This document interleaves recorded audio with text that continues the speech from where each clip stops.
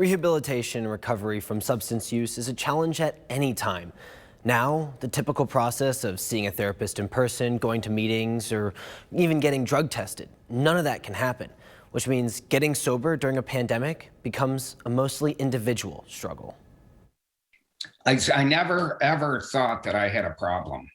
9 months ago, Kenny Locke realized his addiction was ruling his life. If I go bowling, I drink. If I go to a concert, you drink. If you go, whatever I did, I drank. I thought that was the way that life is supposed to be. After more than 30 years of substance use, Locke went to rehab. People that are struggling with addiction are not just struggling with addiction. Kyle HANSHAW knows the recovery process all too well.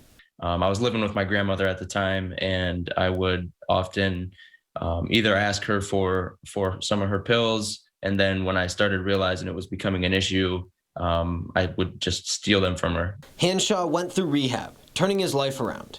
Today, he's a peer recovery coach, working with Locke, now out of rehab, to adjust. It was getting out of there was the challenge because, like he was saying, isolation to me, boredom.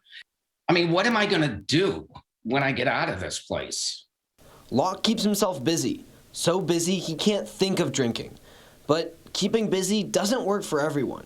The pandemic made it so, people couldn't come in contact with each other, so it just makes you a prisoner to your own mind and thoughts.